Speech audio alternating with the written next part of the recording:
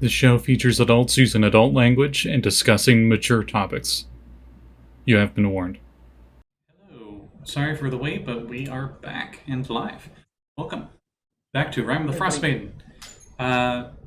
Real quick before we start, I would like to do something a little different. Something I feel like should be done more often. And we'll do what we normally do, our plugs at the end, but I think we will do them at the beginning. So I'll start with mine. I run a bunch of stuff, or I have published a bunch of stuff in the DM's Guild. One of them, including Zebediah's fishing techniques and equipment. I believe it's not at gold yet, but it is a silver. Quite a gap between the two different metals. And I have a bunch of other ones on there as well, including a few aquatic themed races and a warlock patron called Connection to All, which is essentially the power of friendship is where you get your warlock abilities from. And of course, I run these games here. This game's every Wednesday. We got Retroverse games on Fridays. We alternate between Dark Matter and Ghost of Saltmarsh on Saturdays, along with Chaos Crew, which is run by Dylan Ramsey, who has his own stuff in the DM's Guild. If you look up his name on there, you should find quite a few guides that he has for the latest 5th edition adventures. And for Perry, Cap Callie, I believe she has a bunch of drawings and whatnot, illustrations on Twitter. I don't think you're taking commissions right now, but you may be taking writing commissions, maybe? Not at the moment. Not at the moment. Not at the moment. We'll see Follow how the next. Yeah, follow me. We'll see what happens. All right. And Liliana, aka Vex, what you got? Any plugs to add, real quick, before we start? Well, you can find me on my Twitch channel at Fraction Moon D&D, where every other Thursday and Tuesday and Thursdays, including tomorrow, we have games, and then every other Sunday as well. Opposite of that, we have games. Come check them out. It's a blast. A lot of school stuff and a lot of just shenanigans. A lot of shenanigans. Sweet. How about I always think I'm going to pronounce it wrong. Elena, aka January. Yep, Elena. That's correct. Elena.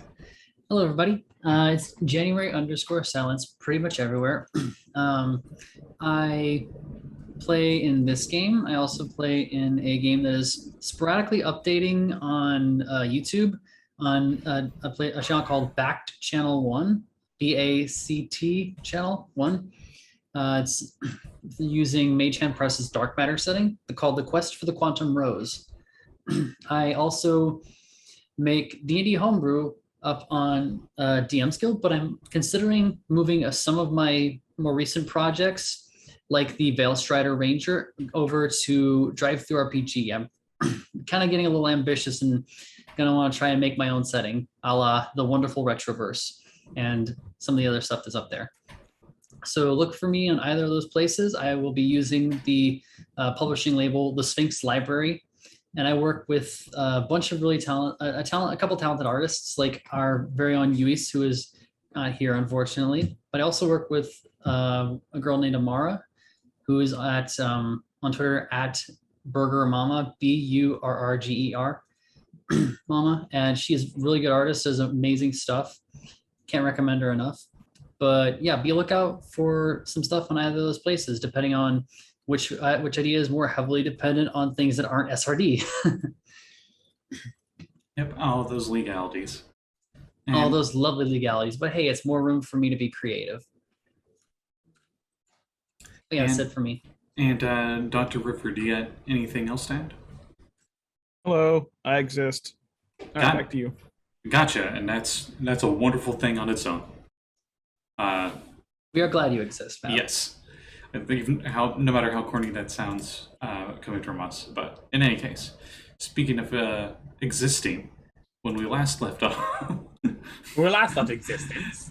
Yeah. Last left existence in this D&D world of when we Forgotten last Realms. when we last left off, a certain Durgar was about to not to be existing. Yes, the group had gotten to East Haven, and they talked with a guard captain at the local tavern, the Wet Trout. She told them that the town had 4 fishermen that had gone missing the last few days, and she would like to have a band of adventurers go searching for them. She already knew 2 adventurers that were willing to help, which are Vex and Jan's new characters, respectively, and introduced them to the party. As everyone was getting ready to getting acquainted with each other and getting ready to go to sleep for the night, the local bard, a halfling bard, apparently does some seances and talks about some ghost called the White Lady. She's some local legend about how she apparently haunts the nearby lake and can drown people and stuff, just like how she was drowned before she got to be with her beloved.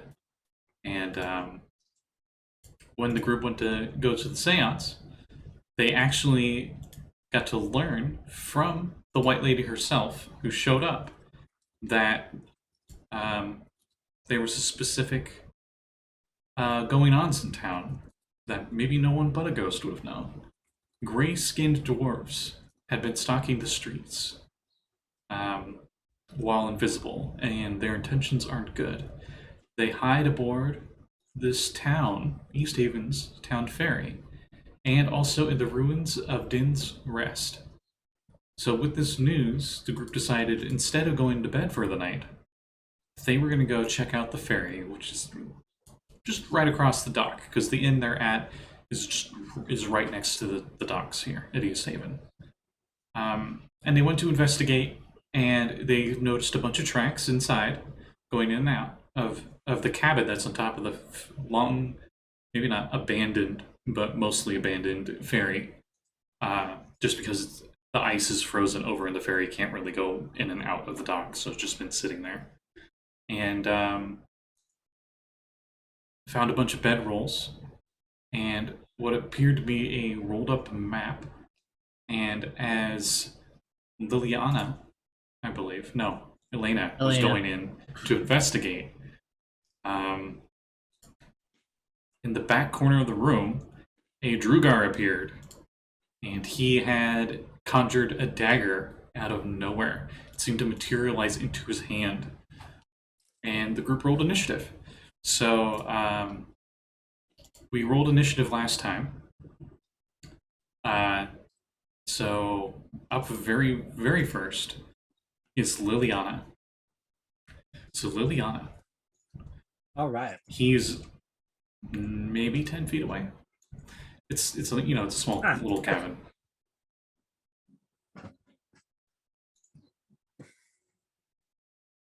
Sorry, swallowing. Liliana will draw a rapier and a dagger. So just quick flourish, just kind of like that. In a duelist stance, ready to fight, and we'll charge at the Dragar. Blah. Or dark dwarf or whatever you want to use. Yeah. Okay. Roll to hit. All right. That first attack will be a Ignore that. 60. I messed up there. In the Zoom call. All good. 16? 16. Yep. Let's see. He draws his knife, and he seems like he's trying to get you guys, but you are all at the ready, and you draw your weapons just as fast and come in and swipe him. So I hit? Roll damage. Ooh, sweet. And I get to use sneak attack for that. D8, and I think it's 2d6s. 3d6s. Ooh.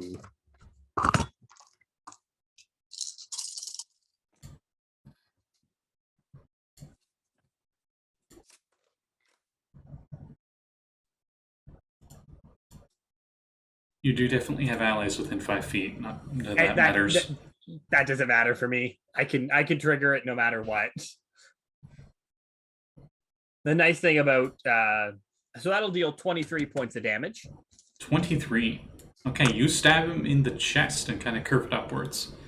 And he is definitely bleeding through his leather armor and robes, gray robes. It's like, "Arr!" And he says some swear in Dwarvish. Anything else? Followed up, I bury the dagger into his chest as well. Ooh. So that is a 23? 23 definitely hits, yeah. And he takes 3 more damage. Okay. And then I'm just going to back up. He How- can't take an attack of opportunity. I'm going to probably take a 10-foot step back. Okay. Then after you in initiative is Dr. River. This is a Liliana character, acted before you could even think. After seeing her attack and the damage that the dwarf has taken, I will point at it and then make a closed fist as I cast Toll the Dead. That is a wisdom save, correct? 15's a mark. Okay, he has advantage, so let's roll that. With a 17, he would... No, wait. Oh yeah, I misread that. With a 19, he definitely passes. All right. Then I will, after that, the zombie will attack with a flail. For those unaware, River took a berserker that they found on their travels, some guy that was barely wearing clothes, frostbitten feet, and a flail made of this weird, like, iron glass material called Chardolin, and resurrected them as a zombie. So, sorry, continue. Roll your attack. 16 to hit. 16 hits. So what was the damage for the flail? Is it with D4? I believe it's a D8, D8. All right. but I may be wrong. 6 hits with the flail. Okay.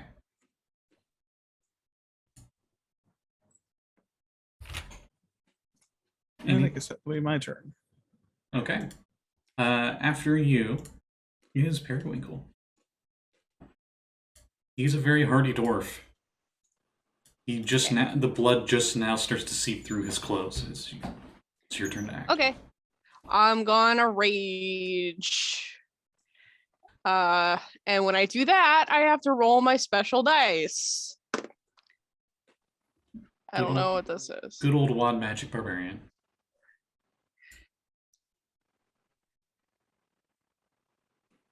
Wow, I've forgotten this like almost every single time. The magic infuses one weapon of choice that you are holding until your rage ends. The weapon's damage type changes to force and it gains light and thrown properties with a normal range of 20 feet and a long range of 60 feet. If the weapon leaves your hand, the weapon reappears in your hand at the end of the current turn.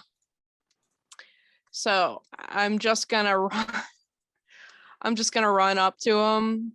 And I'm going to do my normal reckless attack and also take a -5 penalty to add +10 to the damage. So Daring today. I get advantage. Well, I do this every time. That's what Perry does. I know, I'm quoting Squidward. How original. 17 to hit. Only 17? Only 17. Yeah, that hits. Okay. Do you want me to do both attacks? Sure. Yeah. As the Dancing Queen rages in. Thought that was Chow. But I'm not a She doesn't rage, though. Alina's not a cleric. I can't divine intervention summon Eliastri. I got a 19 on the second attack. Okay. Roll So that. that's Dumage. I probably should have gotten out another D12, but whatever. Okay. This is literally like the only character in time D12s are useful. Yeah. Yeah, there's my calculator. It's right here. Hey, Callie, I so- do the exact same thing. I'm like, where the hell is my calculator? Okay. You want me to do the damage altogether? yep, Is it because it's plus all force damage. is it plus 10 damage on both of the attacks or just the first one? That is a good question. In D&D Beyond, we might be able to get that answer. Before you make a melee attack with a heavy weapon you're proficient in, you choose to take a -5 penalty. Okay, so You did that on both? -5 penalty on both attacks? one melee Because if you chose the -5 penalty on both, then both of them you'd get the plus 10 damage.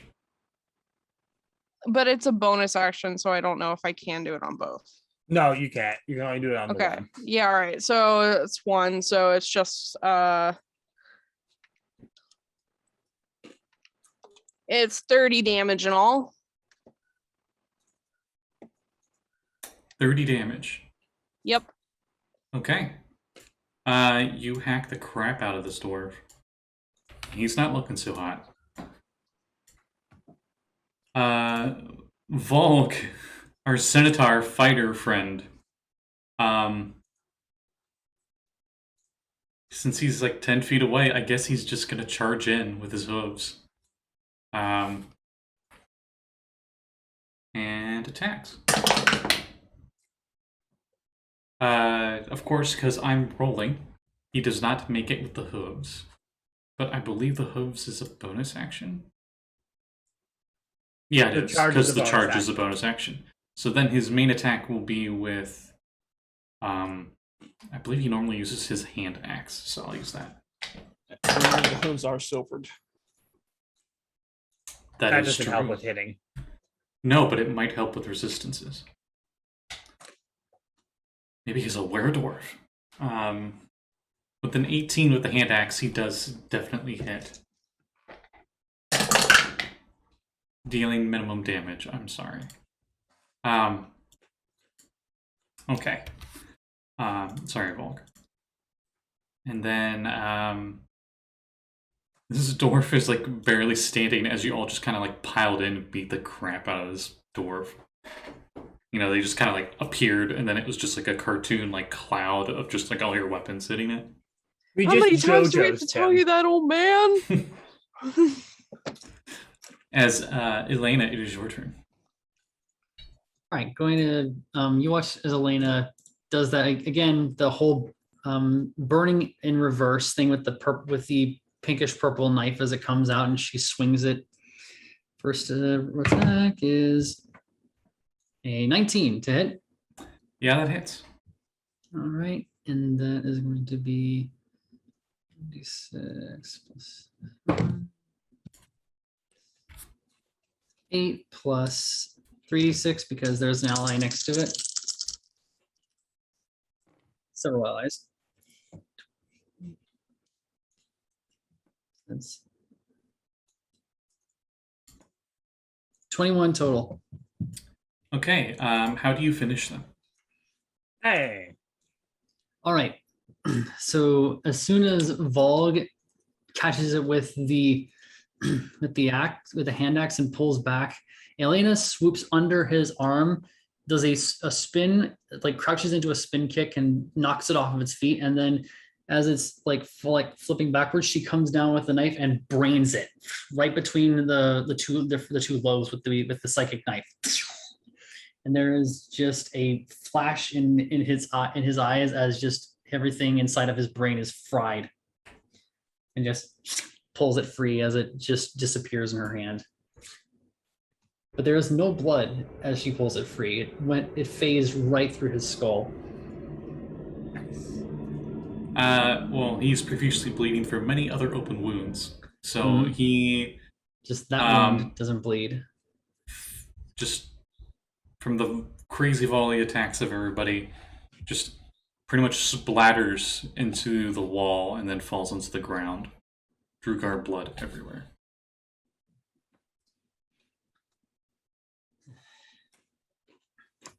Elena's like, Liliana will look around. yeah, Elena is going to try and see if there's anything else here. She doesn't want any surprises. Just ears up. Do you need to perception or anything? Investigation? With your passives, you guys don't really see anything else out of the ordinary besides what I told you last time, which was 4 sleeping bedrolls, and a map on the ground, or at least a rolled up paper the size of a map. Right. So Elena looks at Liliana and just goes, "Think he's got anything on him that can tell us more?" Map, or maybe the map can help us. Let's take a look at the maps if there's Drugar's made any markings on it. Mhm. Yeah, let's take a look at the map. All right. As you open up this piece of paper, it is indeed a map. Do any of you are any of you able to read Dwarvish? I can. Okay. Then you can clearly see that they are labeled by the names that they have been given by the settlements here. So you do see the 10 towns are marked and labeled. And you notice this place is marked. You notice that another place is marked. Your character wouldn't know this, but the other place is on the other side of Kelvin's Cairn, which is where the rest of the remaining party, has been before. That fortress that was built into the side of that mountain, if you recall. And let's see. A fortress that goes by the name Sunblight is way down south in the mountains. Looks like a proper fortress from just the designation of it. I would say it's a crude map, but it's not really crude, but it's definitely not like visually descriptive of what It's like a is dot. there. Yeah. Right. Elena just like looking over the map and just goes, "Does the name Sunblight mean anything to any of you?" Does it? If you recall, at that previous fortress you were at, actually no, none of you. The 2 characters that had heard it are both gone. Oh, great. You mean the legendary adventurer Sunspot? Who? Elena just I don't know. like, He doesn't exist in this universe. Or does he? He sounds like a massive nerd. Actually, he doesn't in this one. Sunspot. What kind of name Elena- is that? Elena just like takes everybody's silence as a no. Not heard of that, but isn't that the place that we raised that other fort to the ground? Or at least a garrison? You point at it, and in Discord, we have the maps pinned for Icewind Dale for you guys, and you know how there's like that mountain range on the very southern part of the map, that around like the middle area of that mountain range, like there's kind of like a clear valley area. It's like in there, while Kelvin's Cairn is quite a bit further north.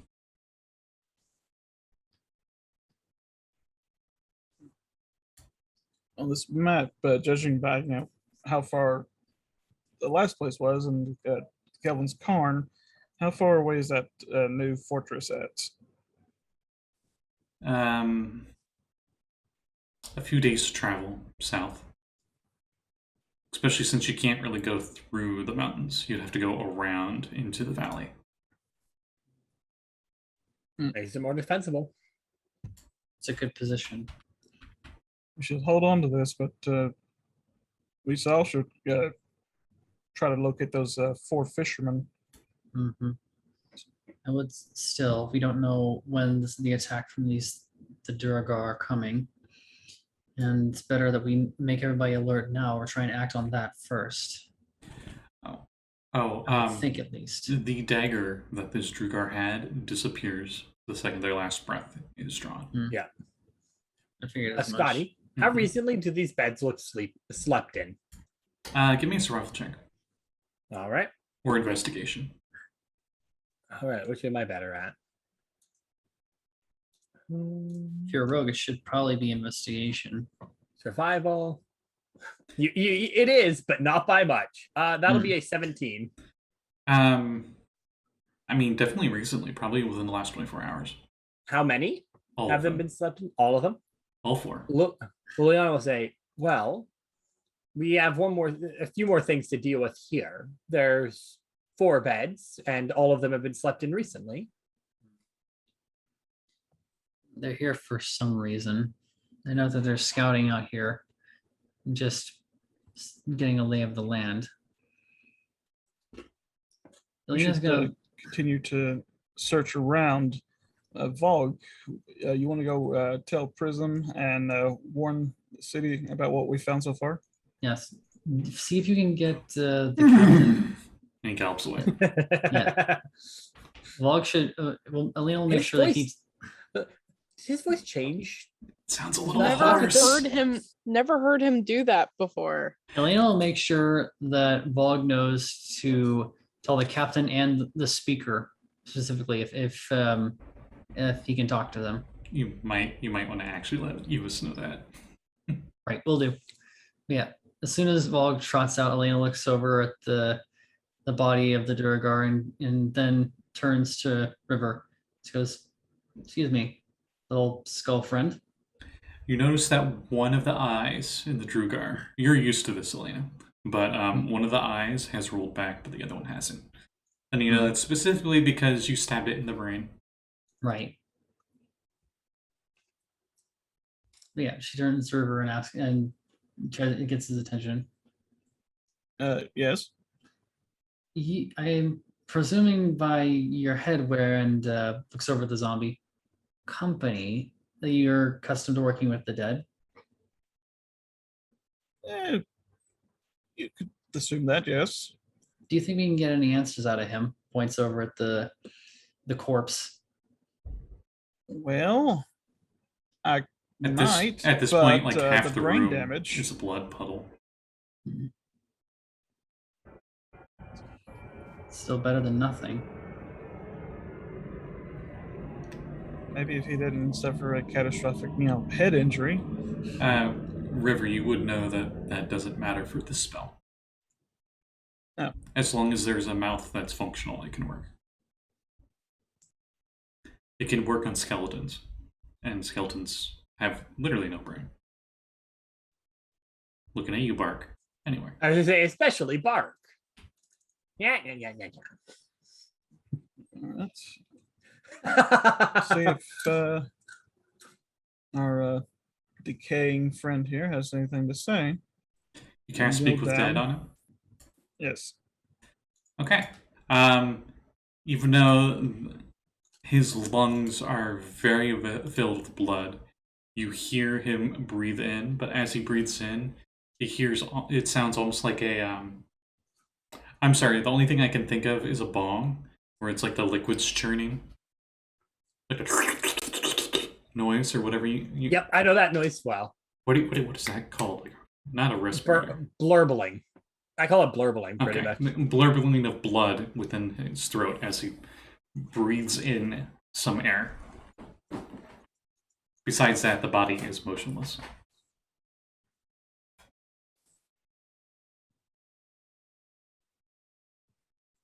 All right. So, River, you have 5 questions. Alright.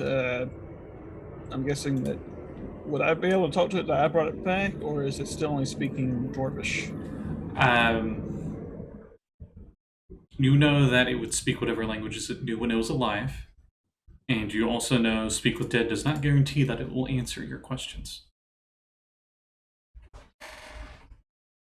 It just can't lie. So what do you want me to ask it? Ask them why they're here. What they're looking for specifically here in the towns. Why are you here in the towns? Chardolin.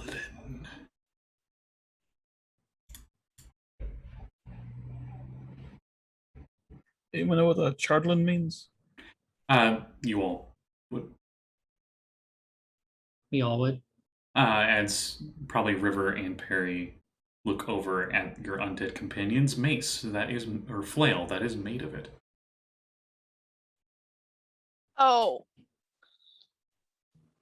You all know that it is a weird kind of magical ice that's as strong as metals, and it has a infamous tendency to imbue itself with evil magics, such as demon magics and devil magics. Most, They're here for resources. Why do you need it? what does River say? Why do you come to the surface for chardlin?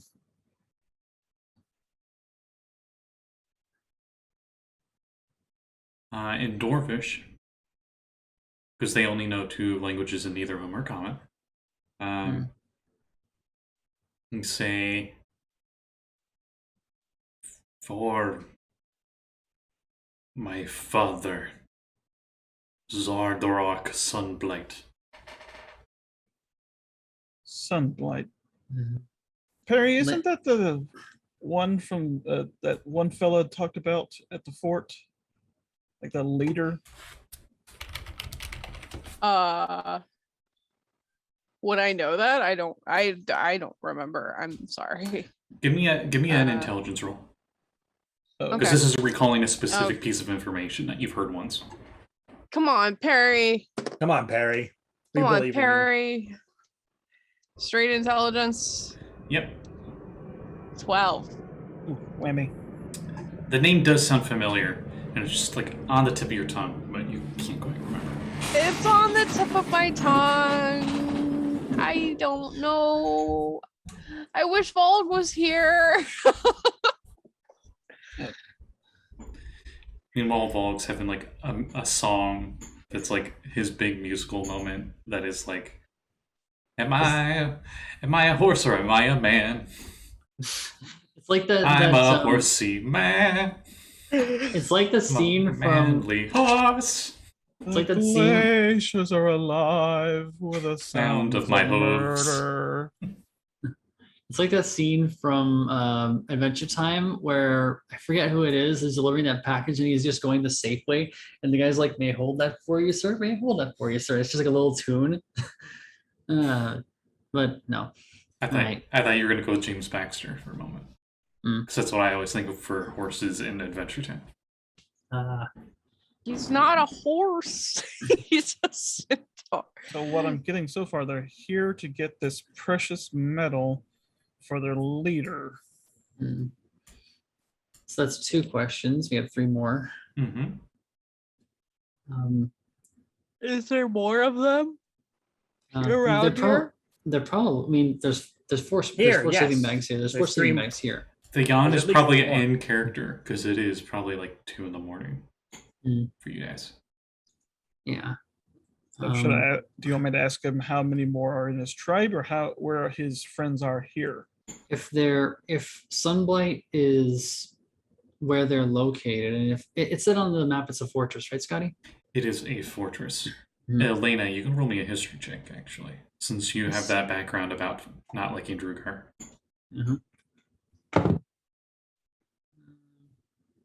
That's 11. Meh. It's good enough to know that fortresses for Drugar are usually very underground. Very, very, very much underground. Even more than most dwarves' fortresses underground. There could be thousands of them for all you know. It's safe to assume that there's more of them here. If there's a fortress nearby and they're based out of it, there's probably thousands of them. But they'd probably send out smaller scouting parties just to look over the surface. Okay, I'm gonna ask it. Also, you know, they can't see very well in the daylight. So Right. how Icewind Dale is right now is probably really great for them. Perfect for them. All right, so the fort. What was the fort's name? Sunblight. It's also the name of this guy's father as well, so he's probably their king. And what is the troop garrison at this Fortress Sunblight?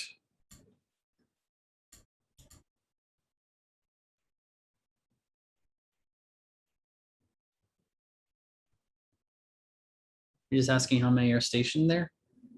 Yes.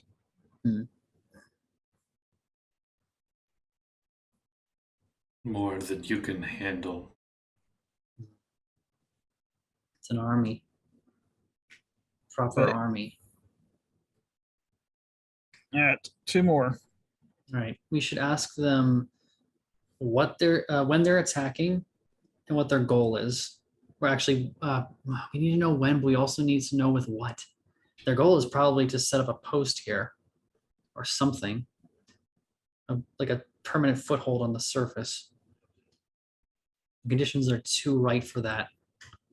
We need to know when and what they're using.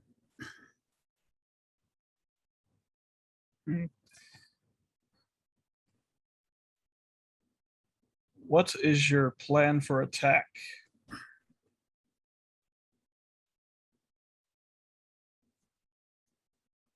Sardorak sent me and my other brothers in search of Chardolin, used for crafting weapon.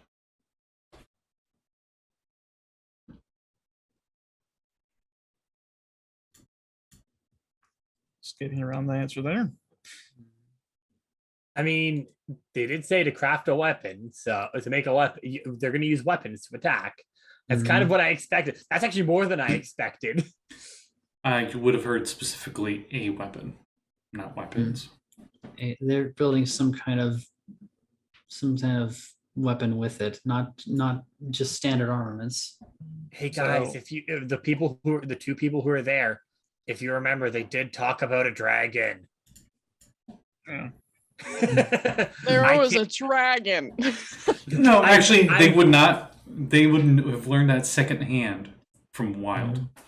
Wild did mention it to them. Yeah. So did Elena. No, Yeah. yeah, Rowan did. Like I said, the 2 that aren't here. The two Yeah, that that's aren't why here. that's why I whispered it. I'm like, yeah, you did get told this, but I'm sure Okay, you guys so forgot. for the final question, do we want to know like where the dragon is, when they plan to attack, or where his cohorts You could say are? instead, where's the weapon, not You- where's the dragon. I'm pretty sure there's something that important they're going to keep at the fortress. We should probably know when, so we can make sure that the towns are ready, Alright. my, forewarned and assumption, all that. my assumption for when is when they have enough Chardolin for the weapon. Mhm. True, Right. but what if they already have enough and they're just And- scouting extras? If they had enough, then his mission would not be to find more Chardolin. True, but these are all small cells. The left hand might not know what the right hand is doing. There's too many. I don't think the what-ifs right here. hand knows what the right hand is doing, but that's my opinion. Hmm. It is at that moment that all you hear creaking on the deck of the ship. When is the attack coming? Liliana walks to the door, like beside it. The weapon is close to being finished. Snap. No, well, he's done anyway. Hiding right now. Okay, stealth rolls for those that are hiding. Liliana's not so much, she's hiding, but she's more like just standing behind the door, waiting for them to come in so she can ambush them. Oh, still Ooh. stealthy. I got a You said- dirty 20. You said I got a Tigo- dirty- Hey, I got a dirty 22. At 22 or 20? Dirty 20 as Okay, well. I assumed that. I just didn't want to. Yeah. Did, What were you did about to say? that Drugar or Sunlight have a hard sensitive. time sunlight sensitive or Yeah, light they sensitive? hate the sunlight. Same as you. Just like Yeah. kobolds, yes. Hmm. And drow. And a lot of things in the Underdark.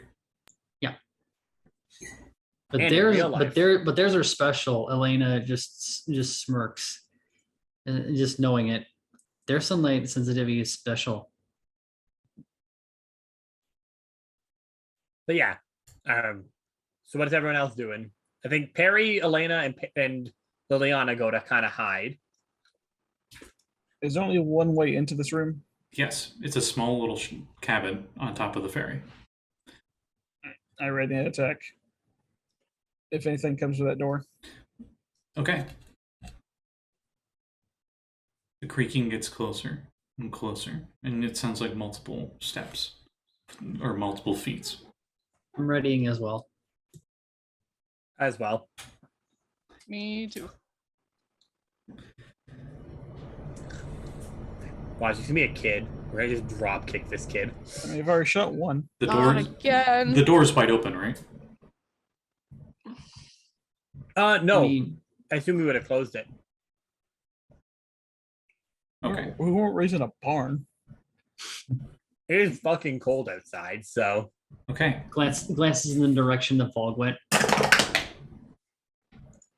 You hear creaking right up to the door, and that's when you all notice that the blood that was spilling from the Drew guy that you killed is spilling out from under the door.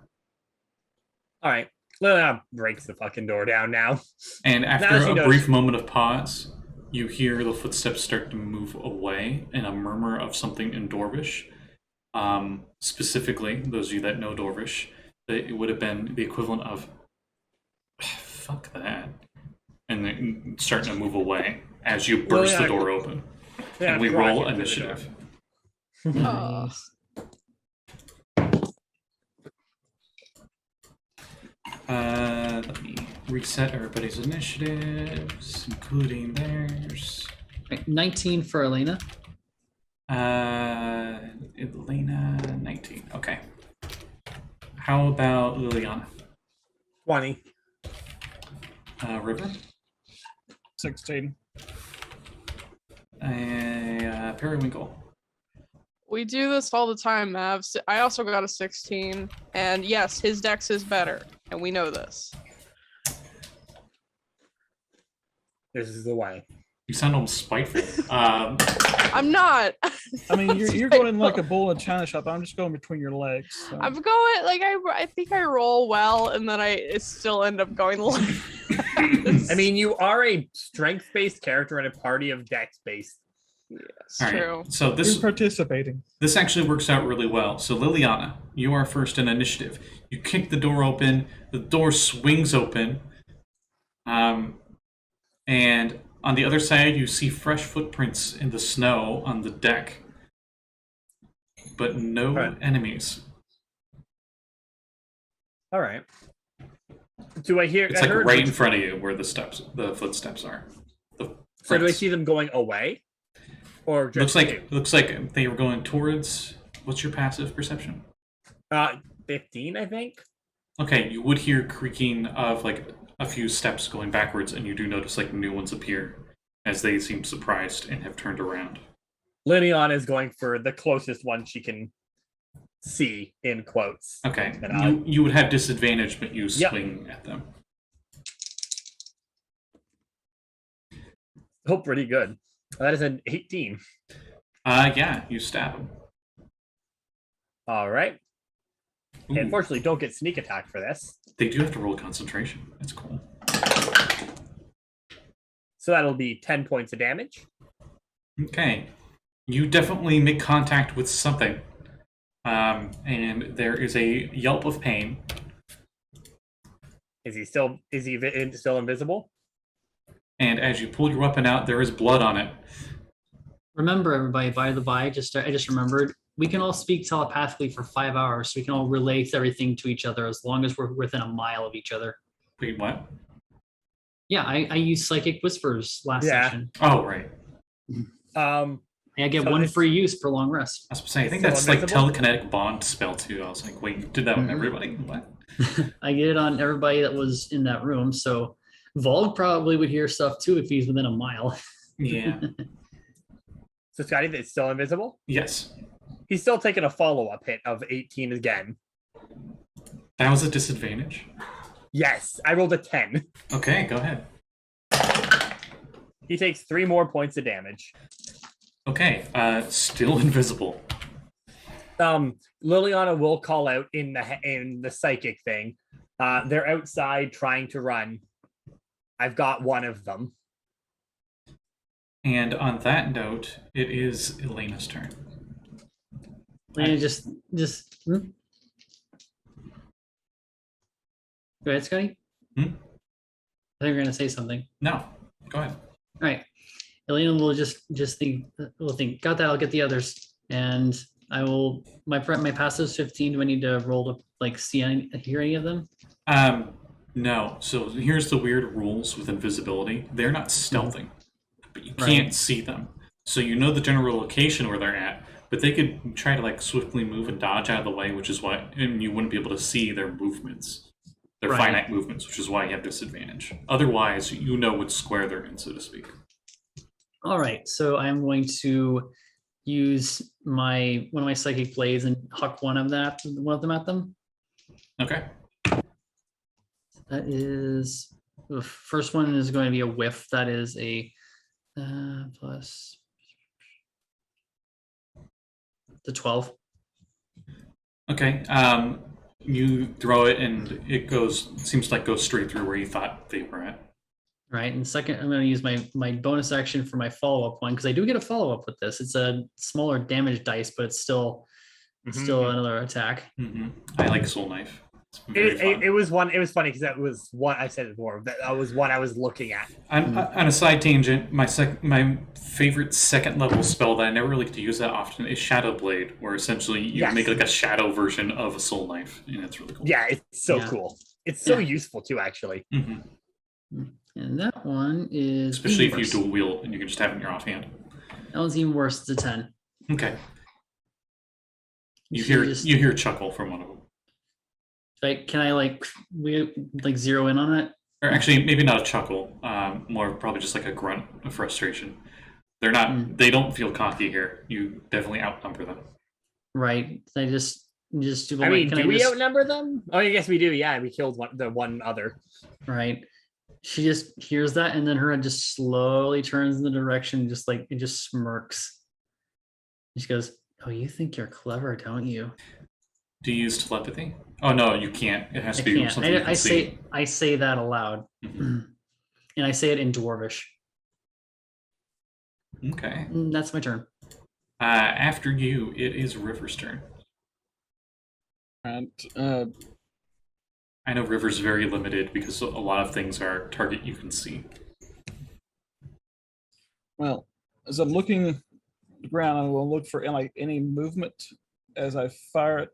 I think you're pretty sure they're all within like they're fairly close to each other, and they might be surrounding Liliana and Elena, kind of. It's hard. It's kind of hard to tell. Well, then I would try to blind fire into the group with guiding bolt. All right, roll at disadvantage. So, anyways, I started blasting. That is a good spell to use for this, though, if it hits. My favorite for invisible enemies is always the classic. What's the drow spell? What was that, River? 23 to hit. Whizzing right across your shoulder, Elena, is a bolt of white light, and it just and you hear it just like smack. And I'm gonna roll a d3 to see which one of these Drugar you hit with it, and you can give me damage. Also, Vex is Fairy Fire. Fairy Fire, that's the one. Yeah, Fairy Fire is very nice to them. Anyway, how much radiant damage? 18. Oh, damn. Okay. They did not make their concentration. So, becoming visible and now glowing is a gray-skinned dwarf with a white beard, wearing scale mail and has a shield and a war pick. He's kidding. Damn. I mean, they're dwarves. They're very martial. Oh, Alaska wasn't very martial. that's true. Maybe this is his muscle. But who knows? Is there blood from the one that Liana attacked? It seems to fade into visibility after a few moments, but it's not like the blood is visible where they got stabbed. It's pretty much like after the blood drips off and hits the ground, after a few moments, suddenly there's just blood on the ground. Then the zombie will attack in that direction where that one was injured. All right, roll it. Or is he attacking the one Liliana was fighting? Yes. That's invisible, or the one that's visible? The one invisible. Okay. So disadvantage. Both are 12. Okay. Just flails and nothing. Flails with the flail. The one that is now visible, glowing, and glimmering. Perry, lay him out. You have advantage on him, by the way. The next strike. Yep. As it's Periwinkle Stern. He's not looking so hot. Well, I don't have to use a reckless attack because I got advantage anyway. So I'm just gonna take. You are not raging anymore. I was going to ask. Because I assume, unless you state otherwise, when you guys get out of combat, a barbarian stops raging. Otherwise, it'd be kind of Until they hit a certain point. unless you're a worshiper of a certain 40k chaos god, you stop raging after battle. Blood for the blood god. It says Milk for yeah. cornflakes. Mhm. Exactly. Yeah. Yeah, you would lose your rage because you have to re-up your rage every round. I think you have to take damage. Take or deal. Mm-hmm. Are we going to bed after this? Yes, we are. Okay, then I'll use another one. I don't want to go to bed. I don't want to go to bed. All right, let's see what I get. I don't know this one. Ooh. Oh, is this the shadowy tentacles one? New stuff. No, that's number one. That's what Callie knows well. That's why I have that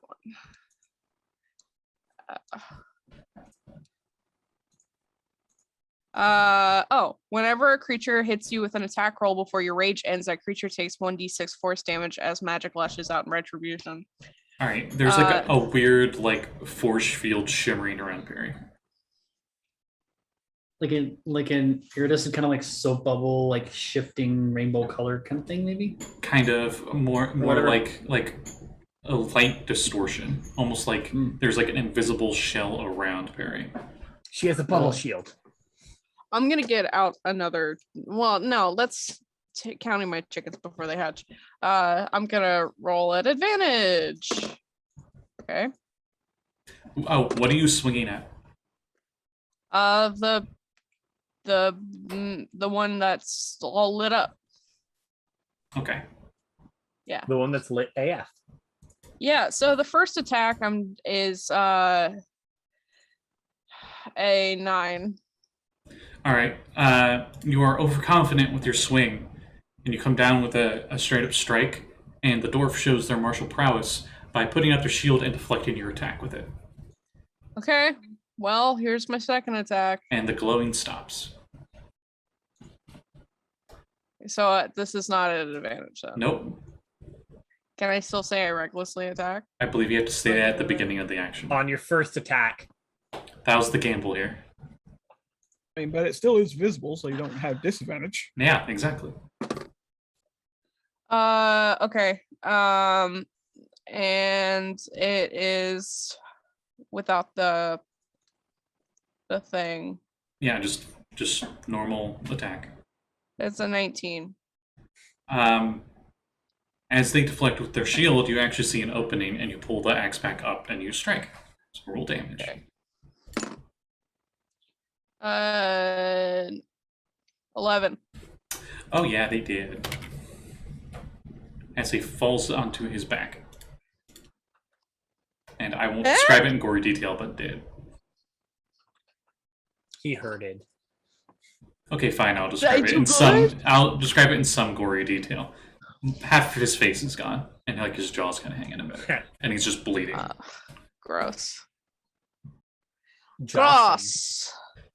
Because it kind of was a great axe swinging upwards into their face. Um, Anything else in Perry's turn?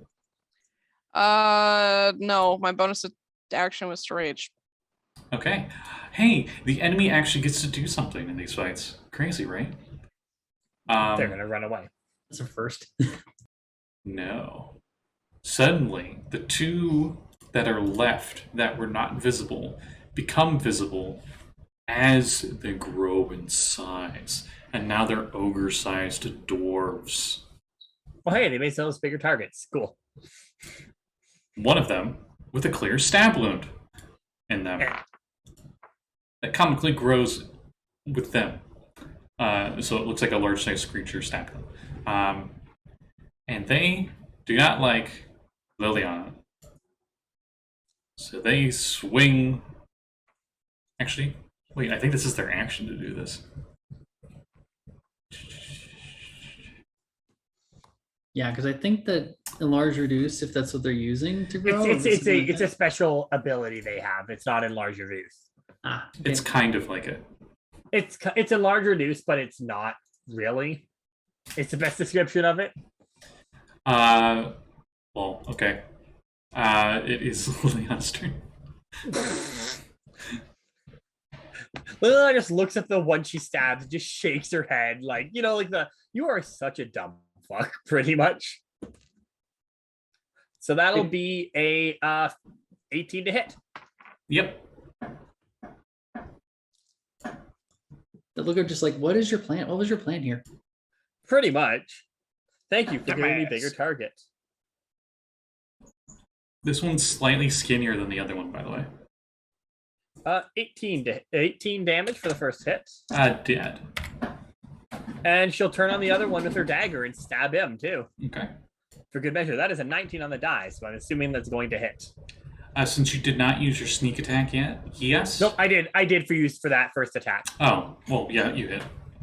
Easiest way, like if I'm using my rapier, it's likely gonna be using that. You can only use your That's why I sneak did attack 18 on damage. one attack per round, but it doesn't have to be your Yes, first. on That's a- why I didn't want to assume. Yes. I always usually put my first. But yeah, 4 more damage Okay. with the dagger. And she'll just she'll stab him and then just kind of back up 20 feet.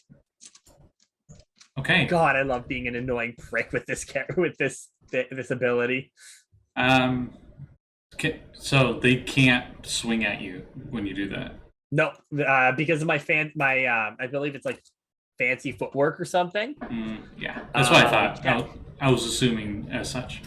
Fancy see. footwork. During your turn, if you make a melee attack against a creature, that creature can't make an opportunity attacks against you for the rest of your turn. So it's just I walk in, stab them, and then walk out, and they just watch me do it. You do notice that now that they're all visible, they do have satchels on them, but they look kind of empty. Like maybe they're for loot and stuff, and they didn't find anything to loot. For the loot. At least from what you can tell, you're kind of in the middle of combat, as it is Elena's turn. All right. There's- Same One left. as last time. Gonna hawk the knives. Okay. First one whiffs. Okay. I'm gonna change my dice. This one's fucking. That's better. It is going to be. Let's give you some cat rolls there. That's 22 to hit. 22 hits. All right. Okay, slight tangent since you're talking about bad dice rolls. I don't know how many of you know Warhammer 40k's rules, but I'll just go into one small mechanic of theirs. So you can charge on your turn, and movement is based on literal inches. Like you have a tape measure, and you measure how far your units go. And when you charge, it allows you to attack first. So like melee focus things, it's really good for. And you roll 2d6, and that's how many inches you charge. And if that does not make the distance that you need to make, you actually fail your charge and that thing stays put. So the reason I explain that is because I've had multiple games where somebody goes to charge me and they roll Snake Eyes. And then they have an ability that lets them reroll charge rolls, and they roll Snake Eyes again. What are the odds of that? Well, technically that would be so. It would be a Okay. one in- While we're figuring the math on this, I rolled for my attack and then first I got sneak attack with it, right? You do 'Cause- have allies within 5 feet, definitely. Yeah, so total damage is 19 all day. Okay, they are still up, Nice. but not by much. All right. Passing it over. And me asking that question was kind of rhetorical. I actually want to. I know. Figure I that could out. if I really wanted to, because it's always fun doing that kind of math. But yeah, no, it's very low and very unfortunate. Mhm. Hey, River, this Drugar is barely standing at this point. I'm ready to go to bed as I just draw my revolver and fire Eldritch Blast at it. Revolver. Ocelot. Is this The the Eldritch. Eldritch Blast? No. Yeah. Yeah, the Eldritch Blast. Okay, because you guys do have actual firearms, so that's why I was wondering if you were using the laser pistol or. Scotty got really excited there for a second. No, I was just like, wait, what? I want to go to But bed. no, he's doing the Indiana Jones thing. Okay, roll to hit. 19. Yep. How much damage? That is a 10. Okay. Describe how you kill him with your firearm. I His arms light on fire. blow a hole through his chest. Okay. As you blow a hole through his chest, they shrink back down to normal dwarf sizes. They all die. The end. Everyone does their victory dances, and yeah, you got a bunch of dead dwarves on the ferry. I'm going to go back to bed now. Liliana is checking out checking out what they got on them. Yep, definitely gonna loot the bodies. See if Okay. there's anything on them. 2 intact dwarf-sized scale mail, 3 war picks, and 3 shields, and each one of them has a sack, and they have some bits of ice in them They were male dwarves. and bits of rock. Hmm. Shut up. Does the ice? Does it look anything like the flail? With quick inspection, doesn't take long. No checks needed. It's definitely like it kind of looks like it, so it would be worth grabbing just in case it is. But it definitely, on touch, you're pretty sure it's This not. looks. Right. This looks like good stuff to sell to the smithy when the morning comes. Yeah, get a little extra change, at least for the armor and the war pick and stuff. War pick split. You can always melt it down or something. I mean, there's Yeah. there's another set of scale mail, but it's Covered in blood. not. Well, they're all covered in blood, but this one's really blown up a bit. Yeah, Lena just rubs her temples a little bit and goes, "We should definitely get some rest and recharge. We're going to have to make some sort of headway tomorrow, or in a few hours." All right. Well, So you get an idea of what the armor and stuff looks like. I put in Discord. Right.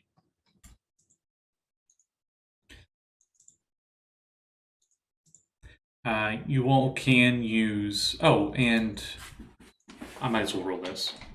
They do have some javelins on them as well. 11 javelins.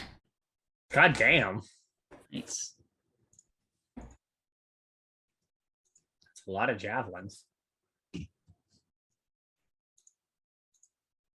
All those javelins and didn't even get to throw one. Actually, no, this would make more sense. 7 javelins. Not 11. They won't have a d6 amount of javelins each. That'd be ridiculous. Only have a d6 amount. So potentially they could literally have had like 20 plus if all 4 of them had the max amount. That is ridiculous. Yeah, no. There's 7 javelins total. Perry, is you still want a any lot. of these? I will take a javelin or 2. I feel bad, but I have a one already, and if don't tell my mom. Why? Anyway. Why would your mom care what For the you sake having a weapon? for the sake of convenience, they do have they have Drugar crafted harnesses that you could just put all 7 in that. The problem is it wouldn't really fit you because it's made for a more stout figure. Is it like a belt and you could like? No, it's pretty much like a quiver, a pseudo quiver. Oh, okay. So, I mean, I'll take 2. With a quick, with some quick work from a specific leatherworking craftsman, they could probably easily adjust it to your size if you really wanted to. Okay. But the main reason I brought that up is just so you can be like, oh, hey, all 7 are in here, and I just have a convenient spot to carry them all. A convenient bandolier. Do we? Oh. Okay. So how many do I have now? How many is everybody taking? Because apparently I have 4. I'm taking none because I don't need any. literally they aren't a dex weapon, therefore I don't care. This harness thing can carry 10. And I just use my knives. That's actually something everybody will have noticed about Elena. You notice that she hasn't used that short sword on her, on that she has sheath on her lower back at all. So how many are there? And it can hold 10? If you take all of them, there would be 11 of them. 11 Including yours. total. Including yours. Oh, including mine. Mhm. So there is 5. Or there is 6. Yep, 7. There's 7. Yes. Good job, Callie. Math. Yay! Yay! You need a calculator for that. Wow. One. Wow. It's late. It's fine. I know. No, I literally can't do math in the morning either, so it just doesn't matter. I'm giving you an excuse. It's fine. You're good. No worries. Callie, it's a common problem. Also, it's in character for Perry. It's okay. Yeah. So what? Including mine, there would be 11. So I put the 6 in there, and then I just like leave the 7th one. Whichever ones look nice. So now there's a Who bunch wants the of 7 naked javelin? dead dwarves and 1 javelin. They fought really hard. 1 javelin. I'm gonna put 10 javelin. I have 10 javelin now. Mundane javelins, nothing special about them. Thematically, they're Drugar, so they're like a dark iron kind of look to them. Okay. I could totally see Perry later, totally forgetting about these, remembering she has them, and then you guys use them conveniently for some bullshit, where she just like yeets all 10 of them at once into something. That's gonna happen. It's gonna happen because I'm gonna forget completely that there is an amount on here, and I'm just gonna use the one over and over and over again. Okay, that's so what's since gonna happen. Valgg is not with you, who's carrying all these heavy armor and shields? We got a zombie. Oh, no. How is the zombie going to carry all these armors and shields? Simple. We're going to put all of it on the shields, He's and then pretty much like Tarzan clothes. we'll just put the armor on the shield, and there's probably just like some rope and riggings, right? I could carry a good amount of this. I have a decent strength. Like, it's not that hard. Like, between all of us, we can carry all of this together. There's no need to just go convoluted fucking Rube Goldberg machine. We could just carry it like normal fucking people. I know. It's so I'm much just more giving fun, you. though. I'm giving you a chance to try to do something creative. You don't have to. It's so much more fun though. I have a rope. Let's tie it all together and just drag it through the snow. I was about to say, aren't there shields? Yes. Mhm. Make a I thought it was- sledge. Okay. Yeah. Sled. Give me. Whatever. I'm not even gonna have you roll for it. You just do it. You have your rope and Yes. you make it's a fine. shield sled and you add a bunch of armor on it. Hmm. And you drag it back across the dock, and you're like 50 feet away from the inn that you guys have a room at. All right. Or rooms at.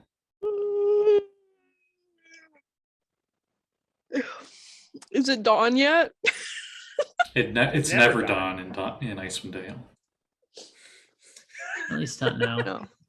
Anyways, Or I'll put my Ravenloft. nap cap back on and go back to bed. Okay. You all go back to bed, and you sleep, and you get your long rests. No hinders. No random assassins trying to stab you in the middle of the night. Nothing like that. I mean, none of us fell asleep in a rock, so you can't pull that on us yet. That's true.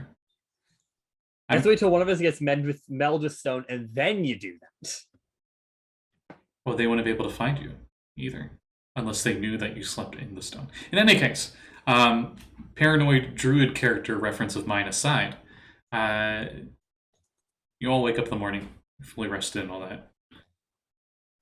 All right. Well, let's get these weapons over to them. And you do remember that the captain of the guard had mentioned they were going to have a boat ready for you in the morning for trying to find these 4 fishermen, because they went out into the lake and then they never came back in the opposite direction of town. So you're pretty sure it has nothing to do with at least those dwarves you killed. Let's get rid of these weapons and such first, and then go find it. Yeah, let's Go get the take care of boat. that first. All right, I'll make it super quick. Don't need to really roll ORP of this. But the smith sees you guys come in with armor that is bloody and battle damaged and covered in blood. And you're like, how much can we get for this? And he offers that at half the player's handbook price. All right. So how much was there again? So If you guys want to try to barter with him, Yeah. you can, but you don't have to. It's understandable. Elena just will be like, look, this was a long night, and there's I kind of I a don't Durgar. question what adventurers do in their spare time. So Scotty, it was 4 scale mail, 4 war picks, 2 scale mail, 2 scale mail. She just goes, fine. 3 shields, 3 war picks. She goes, fine. Just know I'm licensed with the guilds via I'm a licensed Waterdeep. chiropractor. I'm a licensed adventurer with the guilds of Waterdeep. You can look up our registry if you need to make a report or want to do an official hiring inquiry. Just look up Stray Thoughts at THOUGHT. HOTS. You can tell from what? that the blacksmith just does not care. Right. This is the equivalent of like you go to a gun shop, a firearm shop in Alaska, and you're like Right. selling them a gun, and you're like, yeah, well, I'm actually from New York, and I'm part of this thing. They're gonna be like, yeah, I don't care. I'm in Alaska because I want to get away from everything Right. else. War picks. Just in case you want to file a complaint or just hire anybody. I'll keep that in mind. And so he just like takes the shit and puts it back. You're from Waterdeep? Sorry. You're from Waterdeep? Perry's still waking up. You've all been awake for 2 hours. Elena just sort of like she just rubs the back of her neck a little sheepishly and she goes, kind of. I'm actually from I grew up in Neverwinter, but actually but I moved to Waterdeep. It's a lot better. That's where I met the guild. Better home, better family, that sort of thing. I'm trying not to say better ingredients, better pizza, Papa John's. I'm so sorry. You're fine. You're fine. You're fine. No worries. But None of us I'm are also- sweaty Italians that do crime. I'm also from Waterdeep. You probably have heard of one of my siblings or my parents or at something down the line, or maybe you've heard of me, but we won't talk about that right now. And we're just gonna continue on pretending like that we didn't. Would Elena have heard anybody, Scotty? I don't know. Perry hasn't given you any names. But she's like, well, There are wait. many Waterhaven nobles. Yeah, you're gonna have to jog my memory a little bit. Sweet. It is a town of crafting guilds too, so there's probably a lot of names in that sense as well. She's like, you're gonna have to. She just goes. She just smirks and he just leans up against something and he just goes, "You're gonna have to jog my memory a little bit, Sweets. There's a lot of people in Waterdeep. It's a big city." Yeah. Well, if any names didn't jump out to you right away, then it's probably we're probably good. She hasn't. But She hasn't said any names, has she? Yeah, does She Perry hasn't- Perry say any name? Yeah. In the time we've been here, has she said any names? No one even knows your family name, by the way, Perry. Yeah, you've literally not Mhm. said your family name or anything, Callie. So Yeah. well, Callie, shit. Wait, that's right. no, that's fine. That's fine. Also, I posted how much gold and everything everyone gets in the general chat. I divided it by everybody in the party Cool. Nice. Thanks. Thank you. because there's no point in saying like, oh yeah, we'll just give it. Like, just float it between everyone and we'll be fine with it. I think Perry would probably say, so you haven't heard of the Patiences. And then Elena can Yeah. roll history now. All right. Do I get any kind of advantage because of my background?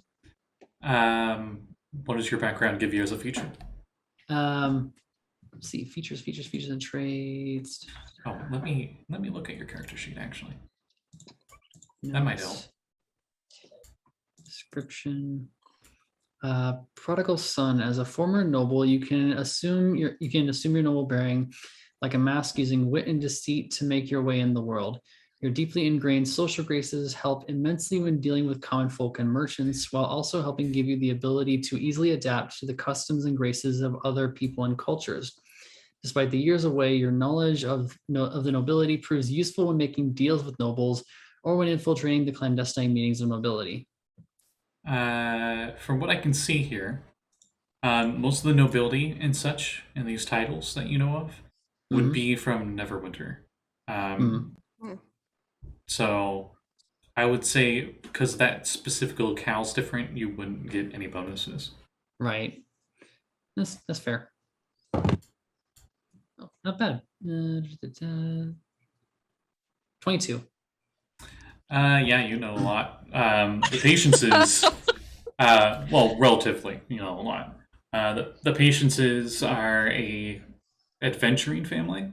They came to nobility through adventuring. They did not come that way through hereditary financial gain. They apparently started up a tavern of their own that you've heard rumors that apparently was owned by the famous bard Volo at one point. And they refurbished it and they made it their own business.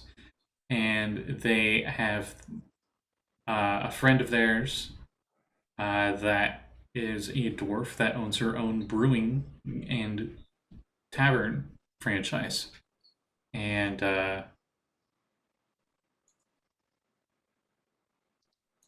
Callie, what do you think that franchise would be called? oh, what was saying his last name? Thanos Firebreath, because she did like to make really hot beers. Yeah, hell yeah. It was Or- weird. It was like alcohol with like pepper, a bunch of hot pepper stuff in it. Ooh. yeah. Yeah. Sounds that's very definitely dwarven. Fire.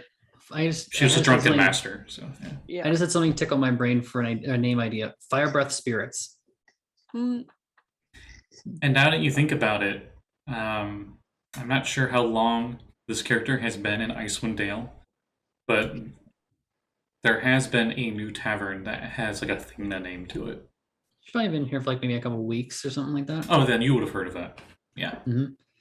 The second that she says the patiences, you watch Elena's face just go from like that like quirky kind of playing around smirk to just that sudden dawning of just like, oh my goodness, this person. yeah. And then it shifts from that just like, oh crap kind of dawning thing to a just like a smile of like, I can use this. Oh no. And she pops off the wall and just goes, really? You're one of the patiences, the adventurers. Yeah, you probably heard of one of my family members. There's a lot of us. But yeah, I totally didn't nothing you've heard. Hey. Yeah. It's okay. Hey, look at me, girl. We're adventurers. We get into weird shit. We get trouble's part of the business, right? And she Yeah. just sort of like gets close, just gets close and whispers in your ear. Between you and me, my dad's still cleaning the paint off the walls of the family mansion back in Neverwinter. Okay. She just smiles and just chuckles a little bit. Huh. Yeah. So officially, Periwinkle patients at your service. She Don't- She takes. She Harry- offer your. Okay, I'm sorry. In Zoom chat, everyone's like, "Ha, his name's Patience. It's PP." But also, You said, Perry, hold on. also Perry Patience is also PP. Yeah. Elena will we just. If there's we a like hand to extended, go ahead. if there's a hand extended, Elena will just like take it and give it like just like kind of like businesswoman kind of just like firm shake and just go, Elena Windraven at your service. Hmm. I mean, but you already knew that. It just smiles. Real quick, I would like to explain why their names are the Patiences. It's because well, her dad's name is Patience. His last name What? doesn't have a last name. Not that you He know doesn't- of. Not that Perry would know of. It's something so he wouldn't have when- even told his own daughter. I think that when Serene and Patience like got married in the original thing, they like discussed it, and she is now going by Serene Patience. So their kids are kind of like now the Patiences. I don't know. It's very it's very interesting. But Patience is not Patience. He's Okay. like Cher. Weird backstory that none of you would know. Patience didn't come up with his own name. His family didn't come up with his own name. He's Celestial Warlock, and he got his pact at birth. And he has the name Patience on his forehead in Celestial. So he didn't give himself his own name. His family is a bunch of Asmodeus worshipping assholes, so he keeps the fuck away from them. So they have their own name, but I'm not going to discuss their name because Perry wouldn't know it, and none of you would. Right. Anyway. Callie knows it. Yes, Callie knows it because it Kumar comes up knows- in Chaos Kumar Crew. knows his Watch on sister. Saturdays as we want to see an alternate universe Patience actually having his Ah. last name. Yes. Anyway, And Kumar knows his sister very well. Oh my god. All right. so But yeah. anyone else do anything in the morning Mm. after shopping? By shopping, I mean dumping a bunch of loot. Dumping a bunch of loot, getting gold, and then that's it. You notice the blacksmith's like already taking like the ring mail of the splint mail underneath, and he's already like melting it down to make horseshoes and shit. Nah, that's what we figured he'd do. It was garbage armor anyways, so Or probably Just- horseshoes. You know, he his just- main thing is like a bunch of like horse equipment and He's just sleds. He's just nonchalantly going about his work while these two weird purple women are just like having this weird conversation in his store. He seems like he doesn't care in like every regard. And both when you brought up your conversation of Waterdeep and just you chatting while in his shop, he just is like, okay, whatever. Right. Yeah. And we'll say he's a human. Why not? Any case, did any of you want to get anything while you were here? I know there's like boot spikes that you can get that help with like icy terrain.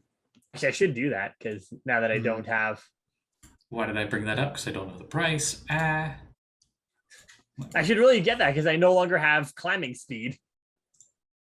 Let's see. The 10 Towns Overview section. Yes, it is. They're called Crampons. Oh yeah, I was saying actually I could have told you what they were because I know that. They are metal plates with spikes that are strapped onto the soles of the boots. A pair of them is 2 gold. 2 gold. All right. Yep. That's remove 2 gold. Manage inventory. You know, since you guys are in town and you're, I guess, not really fully shopping, this never really came up before. But I will say, if you want to get around 10 towns in a more convenient manner than on foot, you can purchase dogs and a dog sled. Or you could purchase an axe beak, which is pretty much a chocobo with an axe-shaped beak that you can use for travel. The sled would cost 20 gold, and a sled dog would be worth 50 gold. I bought some Crampons as well. Let's see. Axe beaks are 50 gold each as well. This does not include the food that you would need to get them. Or the barding, I'm guessing. Yeah. But pretty much if you have either of those for travel, it halves the time for travel, which is nice. In any case, as you guys finish that, did you guys want to head over to this boat that would lead you to where these missing fishermen went? Sure. I'm assuming Valgg and Prism would be on autopilot with us. Yeah, sure. They just won't do anything in combat or anything, if that's fine with you guys. They're just T-posing to establish dominance. Yeah, they're just they're in the background of the scene to just they're there. They're like extras in any animated cartoon. Where Oh my they're just god, there. hold on. All I can picture with Valgg T-posing is T-posing with both arms and legs and just fucking hovering there. So his horse that was just splayed. His horse that was just splayed on the ground. Legs out. Oh no, I think we broke Callie. Her. Okay, I kind of apologize, but not really. I looked up T-pose Centaur. It was not as fun as I had hoped, but also probably in a good reason. I'm sorry. Yeah, you're right, Sky. That's disappointing. Mm-hmm. That is very disappointing, yeah. I'm crying. I don't want to see it because it's gonna ruin the illusion. Yeah, it's either that or just Centaur drawings or porn. So, whatever. Yeah, that's understandable. Any case, The internet. But yes, there's before we disembark on the boat. There's no magic shop here, is there? Like some of the sells magic items. I know. Yeah. There's very I few spellcasters here besides you adventurers. I kind of figured as much. Probably gonna have to go somewhere bigger for that. Okay, let's head over to the boat. Supposedly there have been a few mages that are part of some kind of brotherhood that have been wandering around Ten Downs. I mean, we saw what happened to mages. We saw what happened to one of them. One of them killed a few adventurers and paid the Yep. price. Any case, let's see here.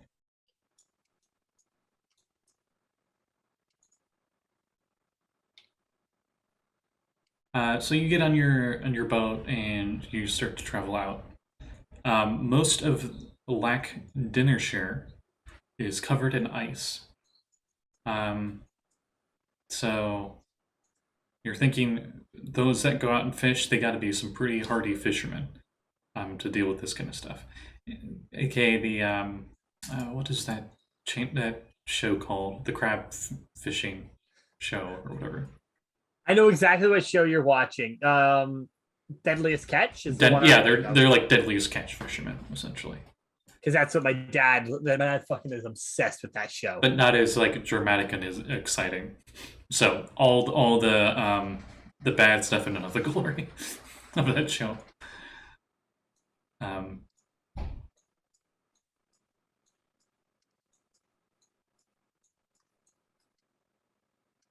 Let's see. So you search around in the boat for probably a few hours when you find a boat, a rowboat that bobs untethered in the water amid some small ice floes, not far from an 80-foot high cliff, 80-foot high cliffs that are the shoreline. The mouths of 4 caves dot the snowy cliffside, and one of these caves is at water level, and the others are elevated 20 to 30 feet above the frozen lake. Wind tears through these icy caves, and it sounds like moaning. Someone's having fun. Did that Okay, whales, and not the marine animal. Unfortunately, does it look like there's any sort of signs of a scuffle on the boat? you go to investigate the boat. If we can pull the boat up alongside, I'll sort of just like drop down on it and see if I can what I can see.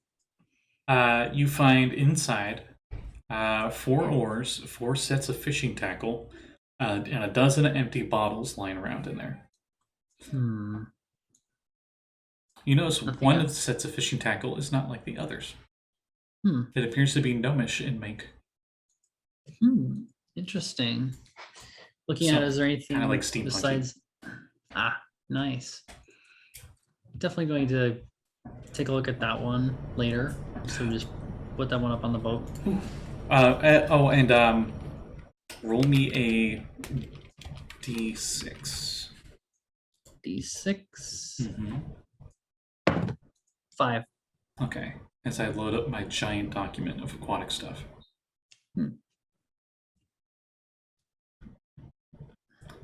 How dare it not have my bookmarks up for my almost 300-page document right away. There it is. You notice at the end of one of the strings, 1, 2, 3, 4. You said 5? Yeah, that's 5. You see a bright orange and black striped lure. Ooh, that's cool. Should nobody pull that? Like, take a look at it. You notice written into the side of it is the word in common, tiger. Do you have proficiency in survival? Let me take a look. Do not. Okay. Well, it's like fluorescent orange. Yeah. Elena will like point that out to everybody and just like hand it over to someone who might be more skilled with this sort of thing. I'm proficient in survival. All right, hand it to you. It looks like this lure is designed to make sudden jerking motions, and it seems to drag through the water, and does that almost like it's an injured fish trying to swim away. Which knuckleheads are predator fish, and they like to eat smaller fish. So, good lure. I'll hold on to the lure until we find the owners. It's worth a whopping 2 gold. Very expensive. All right. Well, no other signs of a scuffle? Not really. How close are we to the shoreline where the cave is? You were about 80 feet out. So head over there and Elena will hop back on the boat and just be like, all right, looks like everything's here. It's very strange. Was the boat anchored or was it just adrift? It was just a drift. It's just a drift, yeah. Not only that, but everything was just bizarrely in place, aside from just some empty bottles. Something flies overhead of you all, and 2 things actually, and lands on the top of this 80-foot tall cliffside. Oh, It's kind of birds. How big do these birds look? About as big as you guys. And as you look, you notice that they are humanoid in head and torso, but they have bird-like wings and bird-like feet and talons. And one of them, looking down at you, with predator-like ice-lit eyes, starts singing. And it sings a beautiful song, as they need everybody to make wisdom saving throws. Perry will be fine. Okay. Sorry. Also, they all look very skinny and famished. Both of them. So I got a 14. Lena has an 8. Okay. How about Ruger? 22. How about Perry? A 2. Nice. So, it is a very beautiful song, and it starts to make you guys feel kind of lightheaded, and you kind of shake it off a bit. But Perry and Elena seem enraptured by this creature singing. How far away is this a bird? 80 feet up. Yeah, no. I draw and fire Eldritch Blast at it. Let's see. The two of you that are charmed, before we roll initiative, the two of you that are charmed are considered incapacitated. Mhm. Pretty lady make pretty music. If you are more than 5 feet away from the pretty lady, you must move it closer to them as much as you can on your turn. Pretty lady. Oh boy. Why you sing so well? You would not move willingly into dangerous terrain. So if there's like a valley and a lava in between you, you're not going to just like blindly walk forward into Or the frigid lava. water. Yeah, but Right, like- you guys are like at the bottom of the cliff, and they're like 80 feet up, and there's So we're enough just enough gonna- spots you guys could start climbing if you wanted to. So just Hi, pretty lady. so we're just video game River. thumping into the sides of the boat. River fires as we roll initiative. Wait, I thought we were still on the boat, not close to the shoreline yet. Oh, then you're 100 feet away. We'll say you're 20 feet from shore, and then 80 feet up. Okay, yeah, still fire. Yep. Oh my God. Roll that initiatato. I'm never saying that again. Wait, do I need to roll initiative or 12. Initiatato. Elena got a 12. Scotty? Yes. Did you say since I was firing, do I need to roll initiative or roll to attack? You would be rolling initiative. Okay. I got a 23. Okay. 30-20. Alrighty. How about Perry? 7. Nice. Okay, so Liliana, you have a chance to act before River does, but River's very clearly about to fire at this bird. So be it. I can't really do much at range, so Do you move the boat to shore? yeah, I'll try to move the boat to shore. Okay, since it's only 20 feet away, whoop, you're on shore. Is that so, Cat? You gonna hop up here? Say hi to everybody on the camera. Oh, See the special boy. he's thinking about it. Come on, special boy. There he is. There he is. It's the big boy. My Oh. special boy. It's- One of the There he special is. boys. It's the big boy. The There he special is. boy. Yeah, Yay. yeah, it's the big boy. You'd be just fine at Icewind Dale. You're very fluffy. You would not. He would cry. I'm just saying, relatively, compared to other cats, he would be pretty good.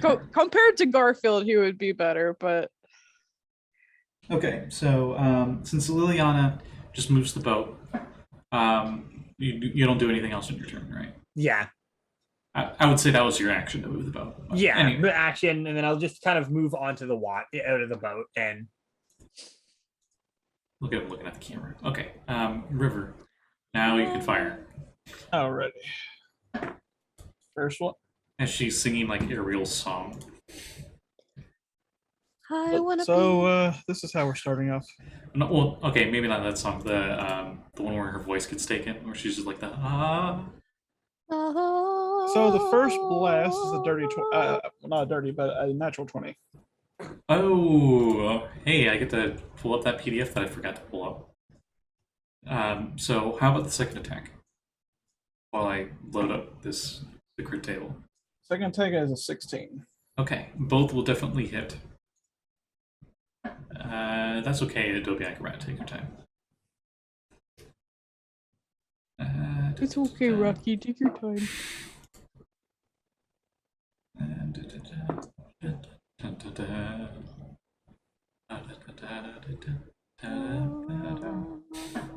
There we go. Okay, roll me a d100 for your crit. 98. Oh, big numbers. Oh. Big numbers. This attack was made with a spell or magic weapon. The magic goes awry in your favor. The magic holds the target in place, and they are restrained till the end of your next turn. So, you can roll me damage for all of those, since you hit with both.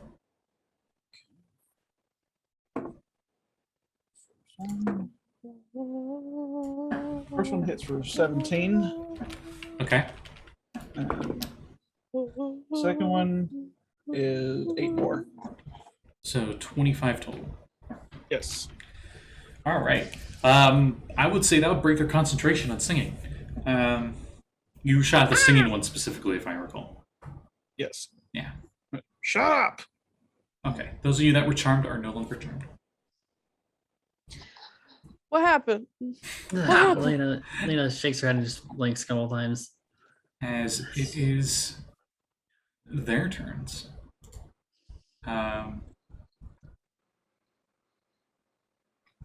The other one starts singing, and the one that got hit is mad, so it comes to fly down towards the boat. And I think it will take the dodge action and just move 40 feet down. So it's like halfway down. And So it's like everybody, on a sheer cliff at 40 feet. yeah, it just like dove down and just like stopped halfway, I guess. Because it's like carefully descending, since you used a ranged attack on it. But the other one starts singing now, and everybody again needs a wisdom saving throw. Ugh, I'm charmed again. Oh, you dumbass! Yeah, I got charmed 18. again. 30-20. I'm sensing a pattern. I rolled a 4 again, or I rolled a 4 this time. I'm supposed to have Pretty advantage. I'm supposed to have colors. advantage on these. I'm supposed to have advantage on these because I'm freaking half elf. Rip. Just keep rolling so terribly. So, Elena, Mhm. you are at shore. The beautiful, pretty lady is 80 feet up. I guess I'm going to start moving out of the. I'm just gonna hop out the boat and just start walking towards the wall. Okay. If I can walk on 5 feet shore. of your movement, you're at the wall. Okay, I don't think I have any climbing equipment. Athletics. And you'll move Athletics. at half your normal speed up. Oh, lovely. Da-da-da. Unless, well, actually, no one else can really, as a reaction, stop you. Okay. The only Thanks. other person that could go on this is also charmed. That is a 4. Okay. You Would my try. zombie be able to stop? You had already ended your turn, and he acts on your bonus action. Okay. Oh, you should I mean, give there the is zombie the one javelins. action. That zombie would actually be a great use of it for those javelins. User, anyway. So And Elena starts trying to climb up the wall towards them. I rolled a 4, so am I just sort of like NPC smacking against the wall? You're trying to climb up. You don't even get like 5 feet up, and you're like sliding down. Like in a freaking cartoon. Okay, yeah. Perry. Hi, pretty lady. I'm also gonna climb. All right. Actually, hang on. Let me see what I have. Oh, this one. Okay, so the first one was singing that song. The other one.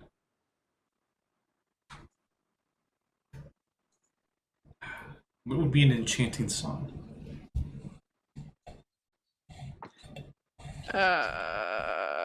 Any song from Enchanted, the movie? A song from Hocus Pocus. Okay, yeah. I put a spell on you. Not Yeah, that one. Oh, not that one. The one that the youngest sister starts singing to entice all the children. Oh, Come come, Little little Children? children. Yes. Actually, that's perfect for this. So yeah, that's exactly what she's singing. So Perry, what'd you get in Man, your that's a athletics? good movie. All right, hang on.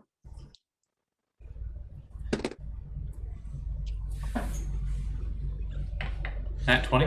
Dumbass. No. Okay. With athletics business +3, it's a 4. Cool. So both you and Elena are just kind of like pathetically trying to climb. I rolled a 1, yeah. Liliana actually starts laughing when she's watching them try and climb it. Pretty lady, come help me. I can't tell if she's talking about me or the bird, but I'm assuming probably the bird. Wow, what an ego. In any case, I mean, I can literally pull up the clip where Callie's like, I'm sorry, I'm distracted by the pretty pirate lady. That's true. Speaking of which, pretty pirate lady, it is your turn. All right. How close is the closest one to me? 40. Just right above you. They are taking the dodge action, so your attacks will be at disadvantage. All right. Well, I will. Honestly, like right now, I'll take bonus action, dodge action. And as my main action, I'm just going to ready an action to attack when she comes into range. Gotcha. Okay, and then River. Well, second first, same as the first. Eldritch Blast at the one that's up on her big jaw. Oh, so you're going to be shooting at the other one this time, not the Yeah. same one.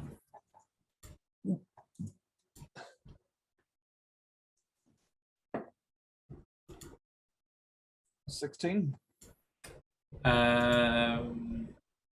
Yeah.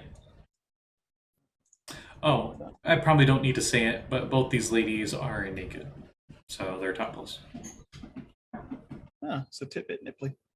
Good for them. It's really cold outside. We'll say they have convenient feather floof just because of how freaking cold it is. Not for First sense. blast is 10. Okay, let me see.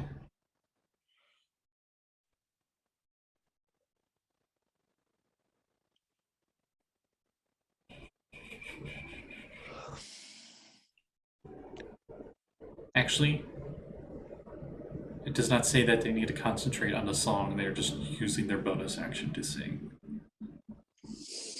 So, okay, 10 damage, and then what was the second one? Second one is 19 to hit. Yep. Oh, that's another 10. Okay. And I will have my zombie try to grapple one of the wall climbers. All right. Roll to hit against either one. You would have to specify. Try to grapple Perry.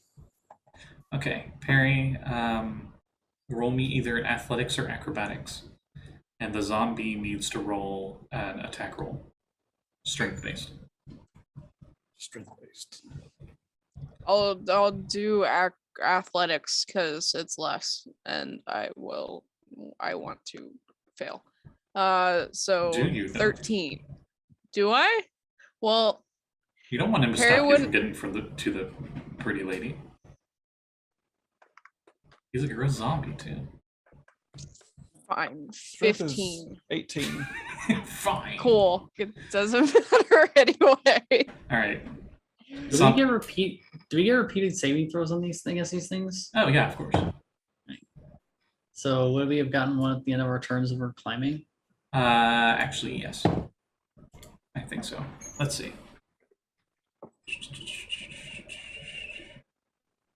Or Yeah, failing at the to end of climb? your turns. Yeah.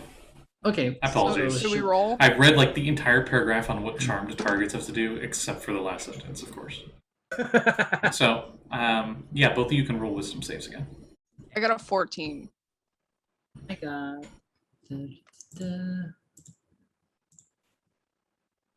We're twins, 14 as well. Okay, River. I'm gonna retroactively go back on your bonus action because neither of them are charmed anymore. Okay. Then instead of grappling, can it take one of the javelins and eat it at the closest one? Sure. Let's see. What's the range of javelins again? I think it's Yeah. 20-60. I'm looking. It's 30, 120. Okay, so it will be a disadvantage. Well, it would be a disadvantage regardless. So It'd be a 15 at disadvantage. actually, that hits. Yeah. What was the stats for a javelin? It is a D6 D6. plus strength. So it'd be 5 damage.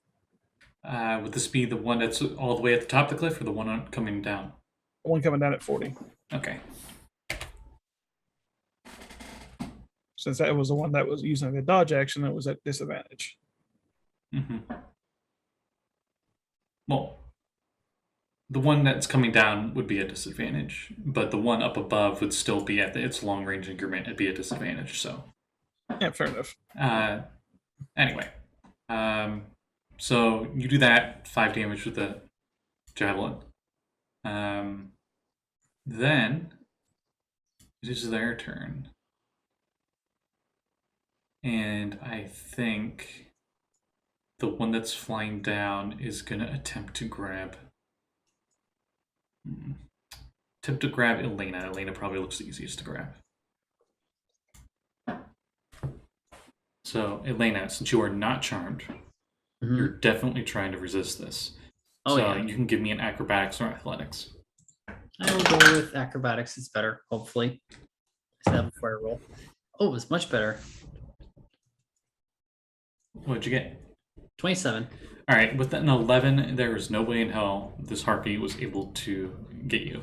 So they start to come down, and as they get closer, you can see their like bird hawk like eyes, and they have sharp teeth, and they got claws and stuff. And she's like tries to grab you, and you're like, no, and you get her off. Yeah, she Gone. Fucked. she literally just watches it come at her, just like turns around because she was on the wall trying to climb. She's like, wait, what am I doing here? Turns around, oh shit, and then moves over the side and smacks against the wall. Mm-hmm. And the other one is also going to start flying down. Oh my god. So good news, both of you are immune to the song for the next 24 hours. Nice. Actually, all 4 of you are, because you all made your saves at this point. So, then, after their turns, so one's now down in melee, and the other one flew down 40 feet. And I guess it will take the dodge action. We go to Elena. Okay, so the one that's not dodging is the one that tried to grab me, right? Yes. Okay. And then she looks over to the others and goes, I think we know what happened to the sailors, and is going to try and get these things with her side blades. Okay. First one. It is a 19. Yep. They're wearing So no that- armor, so definitely. Is Perry like right next to me? Yeah. All right, so that's 11 damage plus sneaky time damage.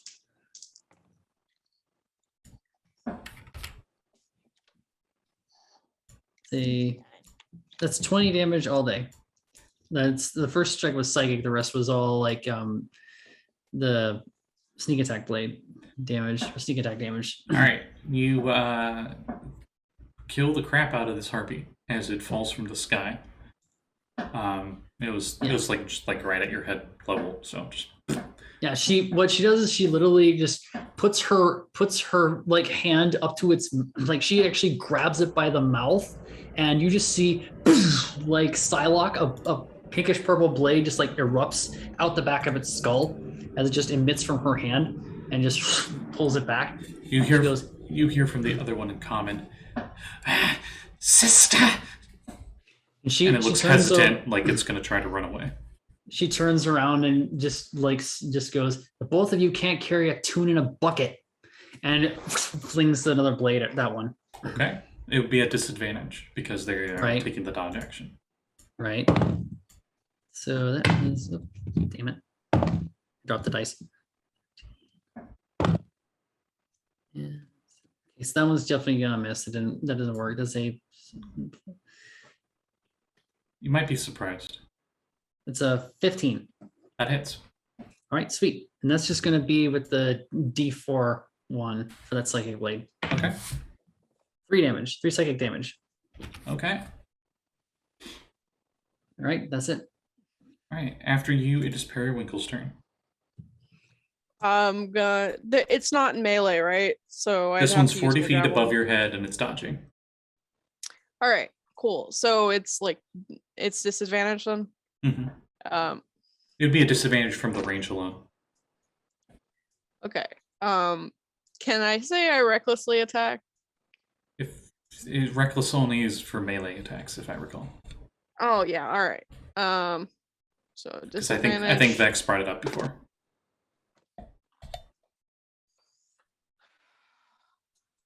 with the javelin, it is a 9 to hit. All right, you throw it and they move out of the way. Damn. All right, one more time. Sorry, Mom. I'm gonna do it again.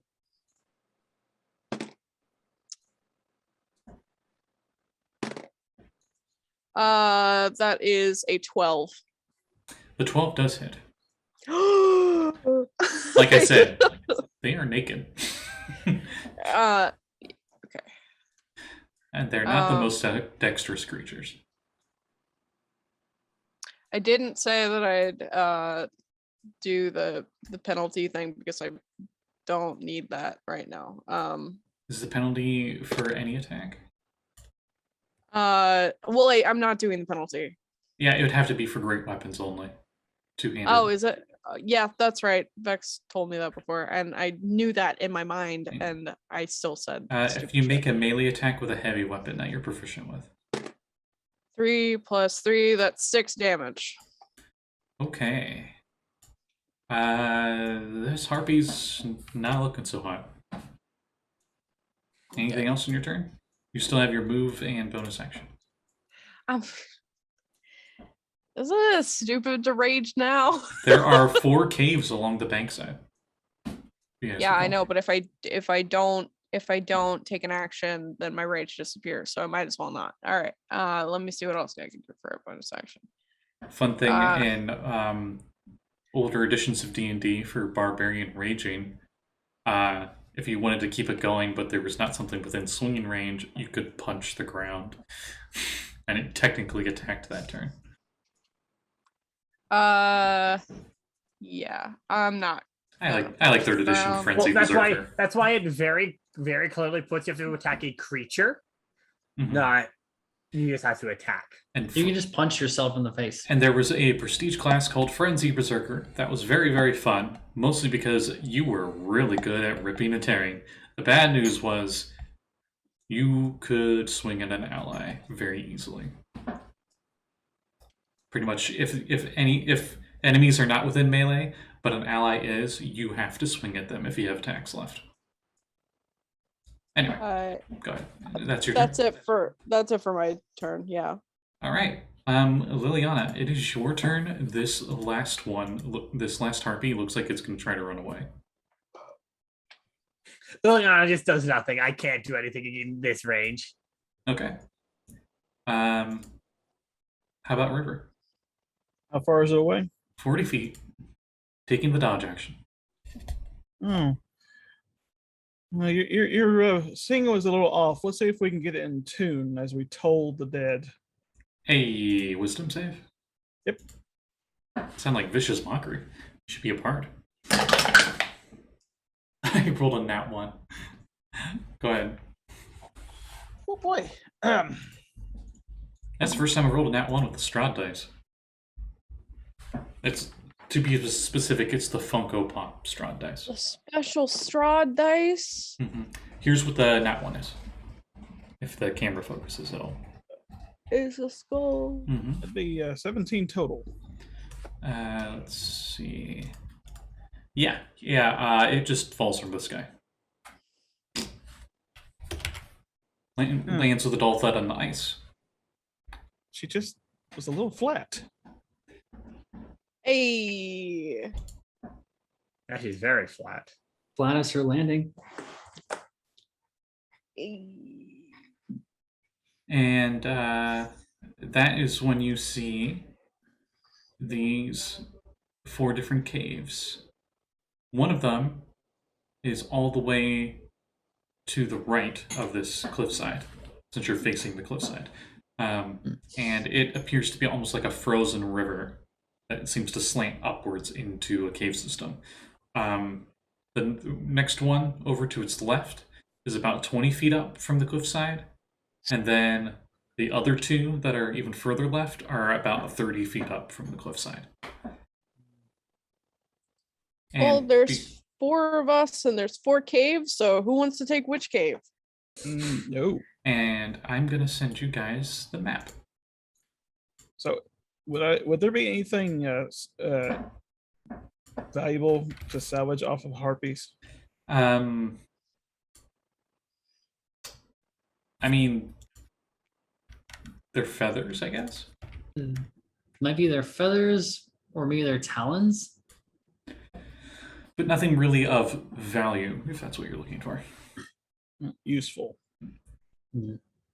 It depends. Like if you're the kind of ranger that's like a monster hunter kind of dude, where you make stuff out of the things you kill. Yeah, that could be useful. You know, make like a fancy add it to like leather armor or something to just show like, hey, I've killed harpies.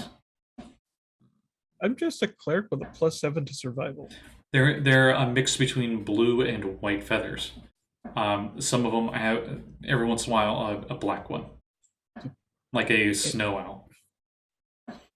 Anyone needs some arrow fletchings? More importantly, there's a lot of down feathers. So if you guys wanted something to help with insulation, that could help. I can Yeah, make but- some nice. I can get some nice outfit out of this. I would say it's about 5 pounds of feathers, which is a lot of feathers. You know what? Can I make me a feather boa? You make a snake out of feathers. No, the Yeah. the boa, the thing that you wear wrap around your neck to keep warm. Probably, but not here. Yeah. When we get back to town, probably. I just need a fur coat and that. But if you want, you can put like in your inventory, you have 5 pounds of harpy feathers. Okay. All right. I say we. So which one looks like it had water coming out of it? On the map I put in Discord, it's the one at the very bottom of the map. You guys are at U1. All right. Keep in mind, each one of those squares is 10 feet, not 5. I'd say just go to the one that's right in front of us, the closest one. Right. I would say, actually, the one that you guys are closest to, I will roll randomly. Because you guys did just come up the shore, but we didn't specify where. Right. You guys, the entrance to U2, the one that's like 20 feet up. That's where you guys are like just right underneath that. All right. But it's like 25 feet away from the one at ground level. Let's start climbing up that one. All right. Anyone have any climbing tools? Yes, ice pick, carabiners, pitons, and rope. Yep, I have pitons, rope as well, and a hammer and crampons. Okay, did you want to take your time and you go up and you tink tink tink and put them Yeah, in? we make sure to get. We got to make sure the Valgg gets up there. Yeah, that's right. And Valgg is just like still in the boat, and it pans over to the boat, and you see like both the boat and him are like the same model. So when the boat is rowing, he's like in the water. He's like also at the same time. You're like, yeah, we got to do it for Valgg, and it's like, no. Anyway, and I think that is where we'll end for the night. Yay. Whoop whoop. So, Hopefully, the rest of our party will be here for when we go adventuring in a cave. Just hoping. Chat had a good point. It's Cave U2, so it is a beautiful day. And on that note, thank you everyone for watching, and we'll see you all next Wednesday as the group adventures through and explores these icy caves to see what the heck happened to those fishermen. Bye-bye, everybody. Bye, everybody.